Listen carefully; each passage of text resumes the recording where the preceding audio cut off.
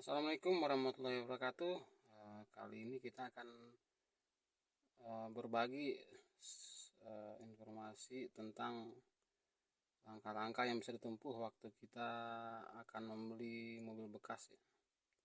Ini cuma sebagian kecil saja dari begitu banyak langkah-langkah yang harus ditempuh.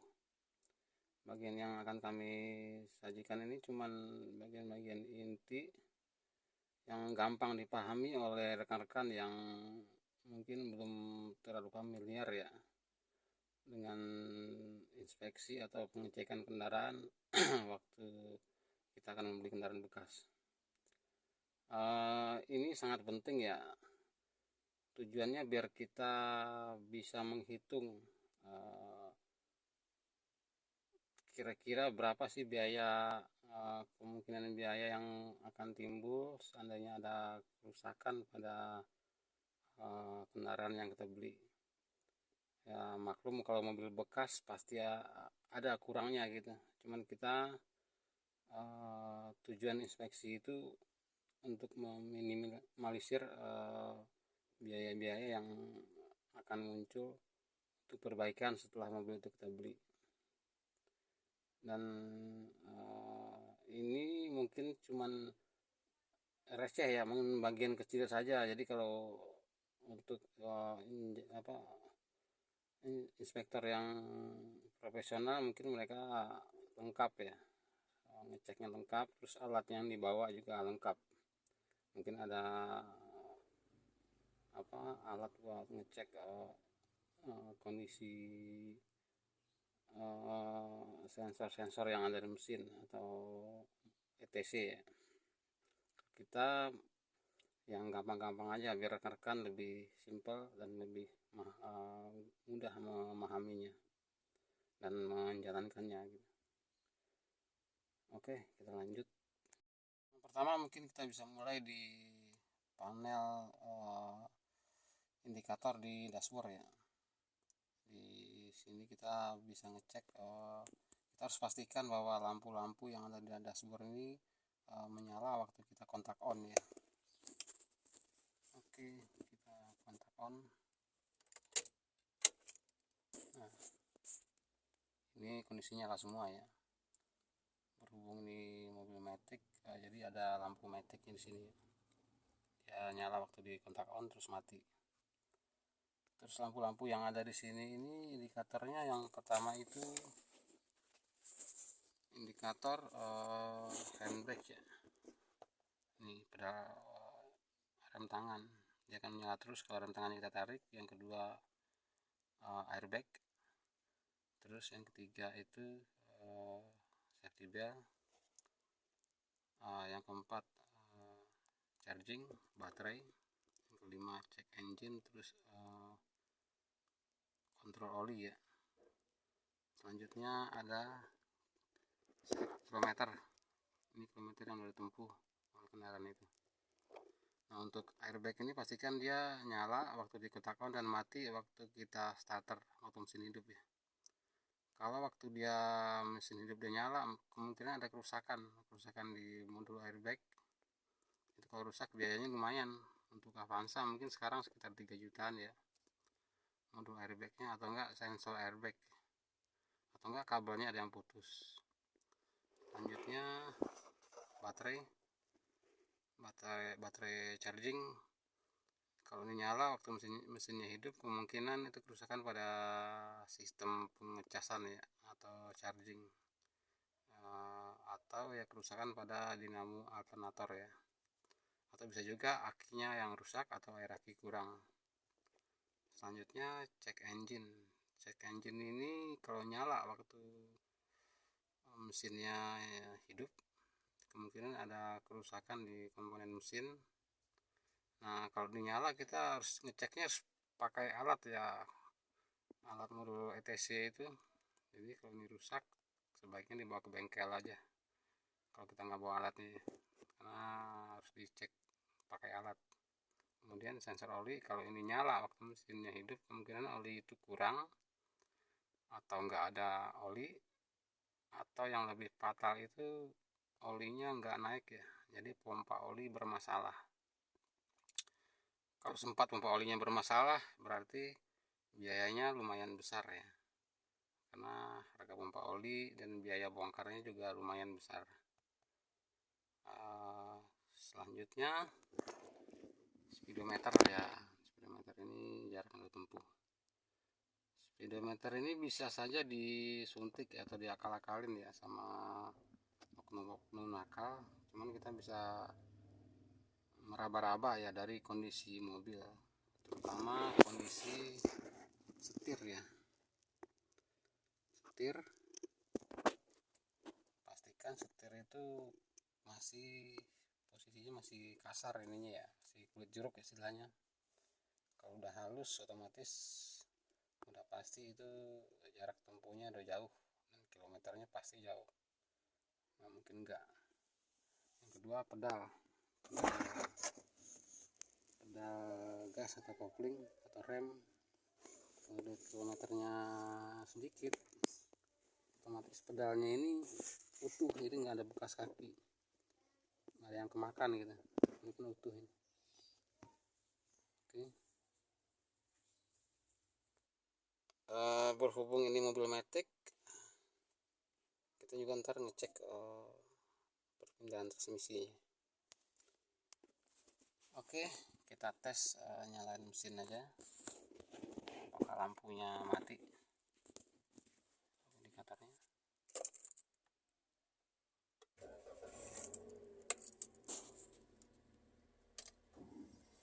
Oke ya, lampu indikator mati semua, yang nyala lampu handrem sama safety belt ya, karena posisinya handremnya ketarik dan safety beltnya tidak terpakai. Oke, berarti yang ini bagus ya, normal. Selanjutnya kita bisa tes tuas transmisi. Kita bisa pindahkan dari N ke R dulu ya. Pastikan tidak ada gentakan di mesinnya ya, artinya dia smooth gitu. Kemudian dari R ke N, pastikan nggak ada gentakan juga. Gigi yang lainnya D3 smooth, nggak ada gentakan. D2 smooth dan L juga smooth. Dan waktu kita balikan lagi ke posisi P atau parkir, dia juga smooth, nggak ada gentakan ya. Kalau dia ada gentakan berarti ada masalah di transmisi ya, transmisi matic. Begitupun pada mobil manual ya, kita bisa tes dengan waktu mesin nyala kita injak kopling, terus handle-nya kita masukin 1, 2, 3, 4, 5. Kalau dia susah masuknya berarti kemungkinan besar matahari plat koplingnya udah aus ya, udah rusak ya. Nah, kalau itu terjadi biayanya lumayan mahal. Dan selanjutnya panel-panel yang lain kayak AC, terus double din tipnya kita udah pasti teman-teman pasti ngerti semua lah, bisa dijelaskan di sini. Lampu kita cek semua nyala apa enggak.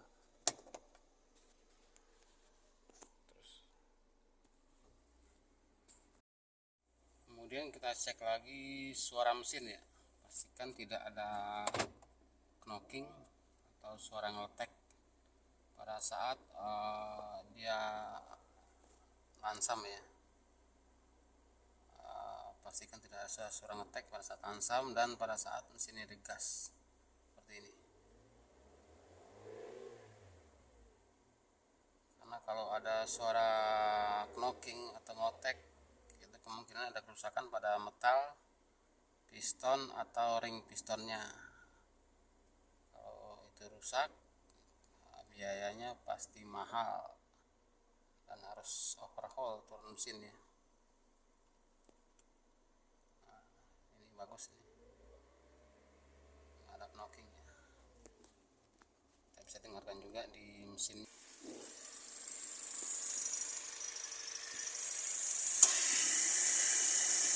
Normal ya, nggak ada knocking dan nggak ada suara ngetek mesin.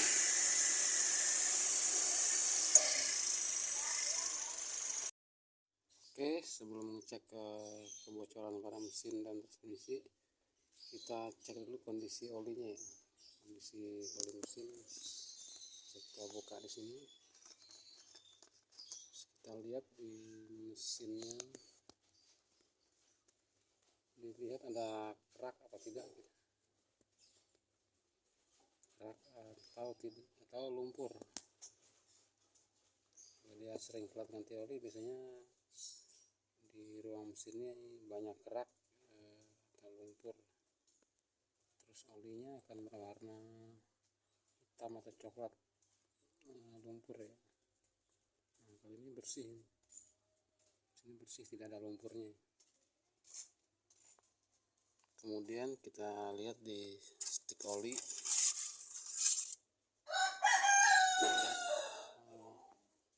kondisi olinya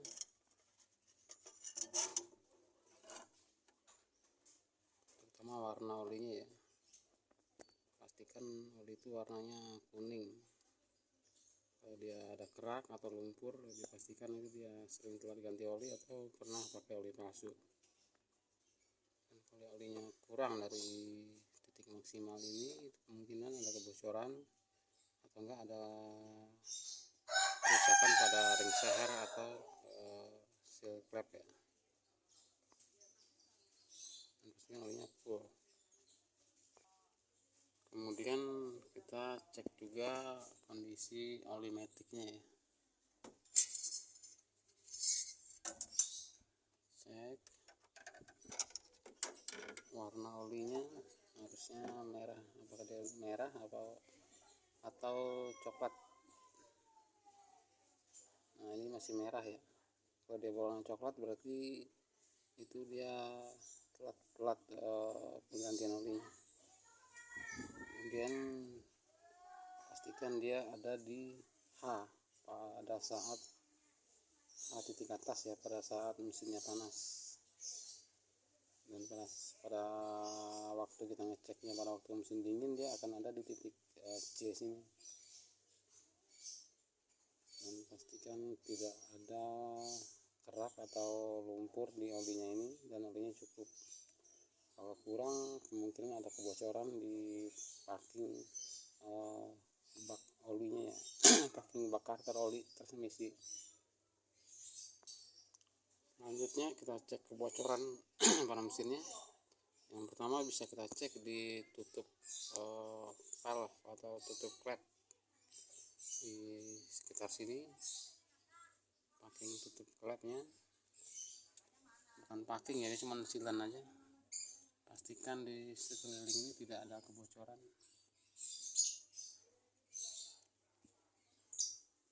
Ini bagus ya, nggak ada bocor. Selanjutnya di packing atau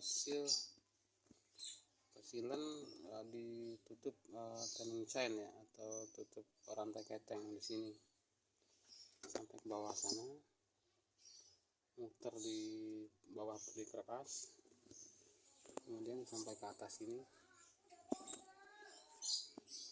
Nah, di sini pastikan tidak ada kebocoran oli. Karena kalau ada kebocoran di situ tuh biaya perbaikannya agak lumayan ya. Kemudian ada seal kerkas pada poli bagian paling bawah. Di kerkasnya ada poli, terus di belakang itu ada seal ya, seal kerkas atau seal crankshaft. Pastikan tidak ada kebocoran di situ ya. Ini nih bagus, tidak ada kebocoran.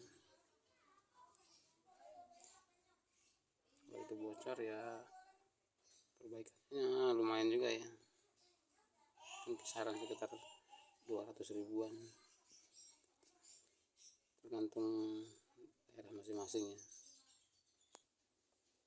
Nah, ini penampakan seal keras bagian bawah ya, poli keras bagian bawah. Pastikan tidak ada kebocoran di situ. Ini bagus ya, nggak ada bocor. Selanjutnya kita cek lagi packing karter ya, atau packing bak oli. Nah, itu pastikan kebocoran ya. Cutter itu adanya di sini ya, keliling sampai ke belakang, muter sampai di sini ya.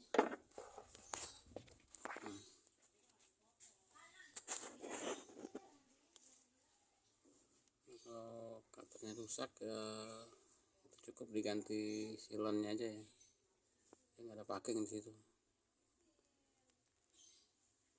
Oke, selanjutnya cek di bagian antara mesin dan transmisi ini ya.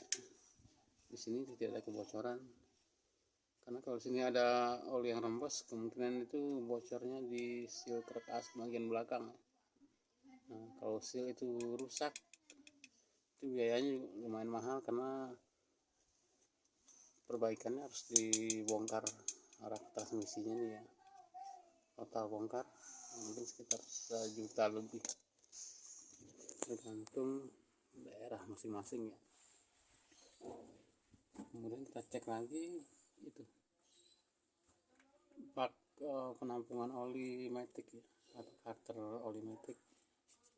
Pastikan tidak ada kebocoran full sekelilingnya. Kemudian pada sensor-sensor yang ada di transmisi matic itu tidak ada kebocoran. Dan juga pada sensor oli di speed oli mesin juga jangan sampai ada kebocoran.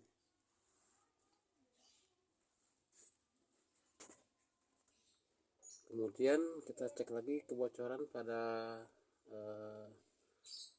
join couple bagian depan ya, sambungan pas masuk ke bak transmisi itu, pastikan di situ tidak ada kebocoran. Situ harusnya ada seal. Kalau sealnya keras biasanya bocor. Ini bagus ya, nggak ada kebocoran. Kemudian di gardan bagian belakang, seal gardan, pastikan di situ tidak ada kebocoran.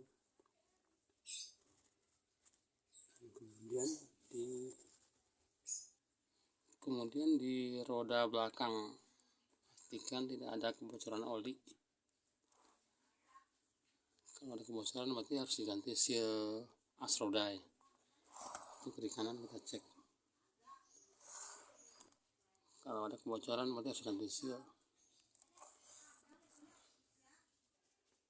Jadi itu tadi bagian-bagian yang buat kemungkinan bocor itu, pertama packing atau seal tutup flap atau tutup valve, packing atau seal tutup timing chain atau rantai keteng, terus seal truk as bagian depan, terus seal truk as bagian belakang, selanjutnya packing atau seal bak karter, selanjutnya packing atau seal bak oli transmisi matic ya.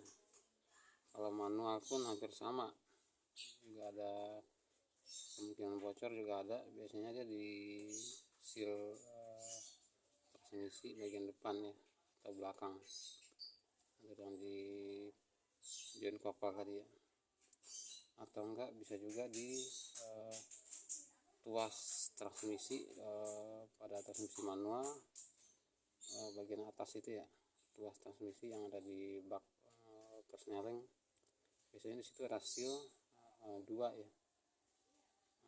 Kalau itu bocor lumayan, itu pengerjaannya harus turun bak transmisi. Harganya sealnya murah, cuman biaya perbaikannya yang mahal ya. Kemudian kita bisa lanjut ke bagian steering atau kaki-kaki ya. Kita mulai dari setirnya dulu. Ini pas posisi mesin hidup, kita coba putar setirnya, putar seperti ini ya. Kalau dia ada suara geduk-geduk, jadi kita putar dek kayak begitu, berarti ada kemungkinan ada kerusakan pada bushing gearbox setir atau box setirnya sendiri gitu, ada yang aus atau oblak. Itu kalau bagian itu rusak itu biayanya juga lumayan besar ya.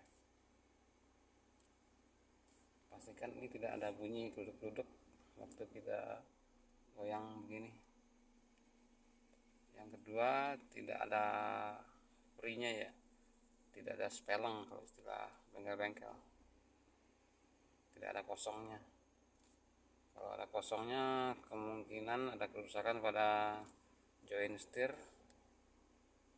atau enggak bearing pinionnya, atau enggak pinion setir sendiri, atau bisa juga pada rack end ya, rack end.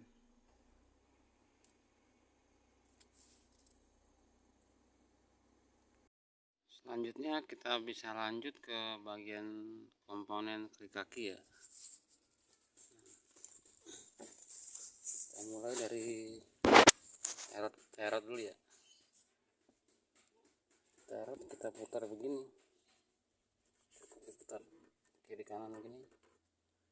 Kalau dia goyang ya, mutar gini kiri kanan, ngikutin arah tangan kita, berarti dia ada kemungkinan kerusakan pada terotnya ini ya, terotnya ini. Kalau dia makin kuat, makin kencang, berarti dia makin bagus terotnya. Kemudian rack end ini kita bisa goyang begini. Kalau dia ada oblak atau speleng, berarti ada kemungkinan rusak pada rack end, dan kemungkinan dalam waktu dekat harus diganti. Kemudian pada link stabilizer, cara ngeceknya kita bisa putar sama kayak terot gitu ya. Kita putar begini kiri kanan, begini. Kalau dia enteng atau mudah diputar, berarti udah rusak ya. Ini masih keras. Atau parahnya dia bisa oblak, goyang begini oblak. Kemudian kita bisa lanjut ke join. Kebocoran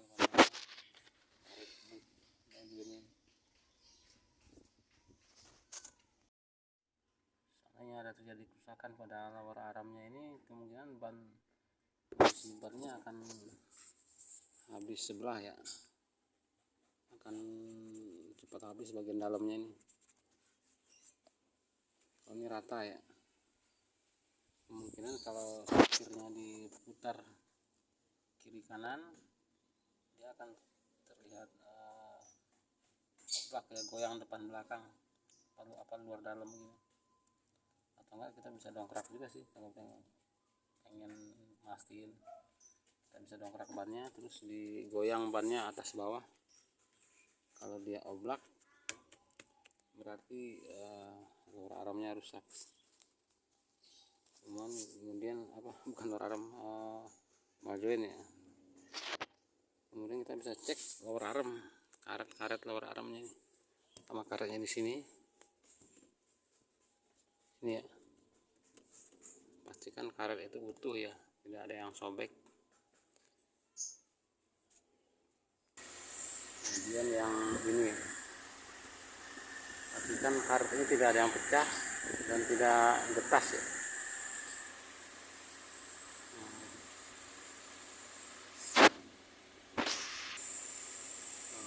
Pengecekan ini kita bisa lakukan di bagian kiri atau kanan roda depan. Ini kita baru ngecek di roda bagian kanan ya. Seandainya ada terjadi kerusakan pada lower armnya ini, kemungkinan bannya akan habis sebelah ya, akan cepat habis bagian dalamnya ini. Kalau ini rata ya, kemungkinan kalau setirnya diputar kiri kanan, dia akan terlihat oblak ya, goyang depan belakang, luar dalam gitu. Atau enggak kita bisa dongkrak juga sih kalau pengen mastiin, kita bisa dongkrak bannya terus digoyang bannya atas bawah. Kalau dia oblak berarti luar aramnya rusak. Kemudian bukan luar aram, majoin ya. Kemudian kita bisa cek lower arm, karet lower armnya ini, sama karetnya di sini. Ini ya, pastikan karet itu utuh ya, tidak ada yang sobek. Kemudian yang ini, pastikan karet ini tidak ada yang pecah dan tidak getas ya.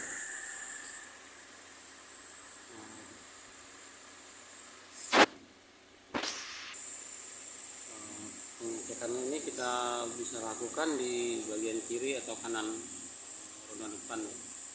Ini kita baru ngecek di roda bagian kanan ya.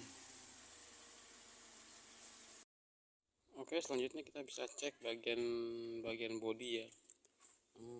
Terpenting itu bagian pertama, bagian apron ini ya. Pastikan apron ini masih asli bawaan mobil dan tidak ada bekas tabrakan ya, atau bagian atau bekas digetok. Pada unit Avanza ini apron ini terputus, jadi bisa saja kalau dia bekas nabrak sama orang diganti sama yang baru. Cuman kalau udah diganti baru itu biasanya bentuknya agak beda ya, bahannya beda dan catnya pun beda. Oke, selanjutnya kita cek kap mesin. Kap mesin pastikan bautnya belum pernah dibuka dan engselnya nggak geser kiri kanan.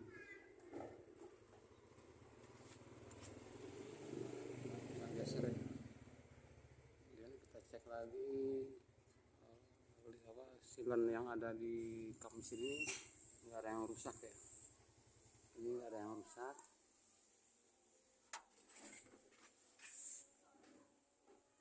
Terus bahannya ini keras ya. Kalau dia pernah diganti, silen ini beda sama publikasi. Jadi silennya yang seandainya diganti itu, yang baru itu biasanya lembek, lebih lembek daripada yang asli ya, bukan keras.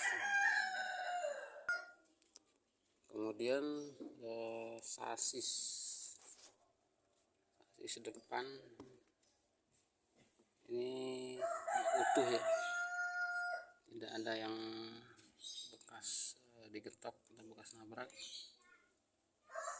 dan tidak ada bekas dicat ulang. Ini kiri kanan kita cek. Terus dudukan skar support ini nggak ada yang bekas digetok apa dilas ya.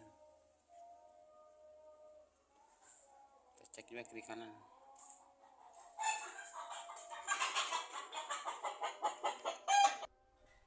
Kemudian kita cek sasis ya. Ini sasisnya nggak ada yang bekas lasan atau bekas nabrak ya. Kita pastikan sasisnya ini utuh. Kemudian selanjutnya kita cek as palang ini ya. As palangnya nggak ada bekas lecet, bekas penyok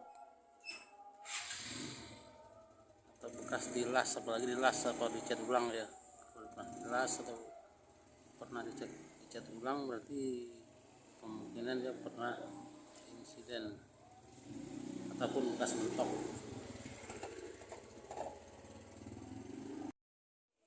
Selanjutnya kita bisa cek juga yang terpenting itu, pastikan mobil itu bukan bekas banjir ya.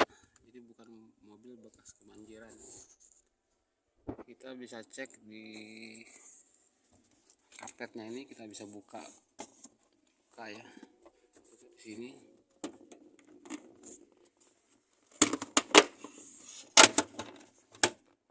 Buka. Terus kita lihat di Takutnya ini kotor, ada bekas apakah kotor atau ada bekas air atau kotoran, lumpur apalagi ya. Kalau dia ada lumpur atau bekas kotoran air atau jejak air, itu pastikan mobilnya itu bekas banjir, bekas rendam. Kemudian ini bagian ini harus utuh, tidak ada yang keropos. Kalau keropos, pada mobil yang baru atau umurnya masih baru nih, kemungkinan dia kena banjir, bekas kena banjir gitu. Jadi pastikan ini nggak keropos dan nggak ada yang rusak dan nggak ada bekas air. Kita bisa cek di pintu ya, depan kiri kanan, pintu tengah kiri kanan, kemudian di pintu belakang juga sama, kita bisa buka, kita cek semua. Bagian belakang kurang lebih seperti ini. Pintunya kita buka dan kita cek apakah ini berkarat atau tidak. Ini utuh ya, tidak ada karat sama sekali. Kalau dia ada karat atau kotoran bekas air atau lumpur, bisa dipastikan juga itu mobil bekas kerendam, bekas banjir ya.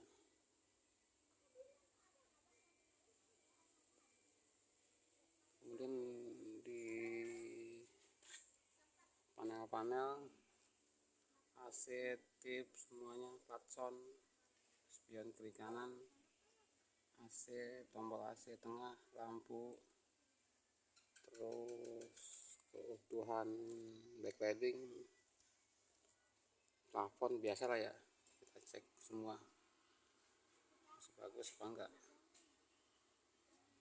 bersih apa kotor. Kalau dia kondisinya bersih dan berfungsi semua ya lebih bagus itu. Jadi mobil bukan mobil capek, bukan mobil tempur lah gitu.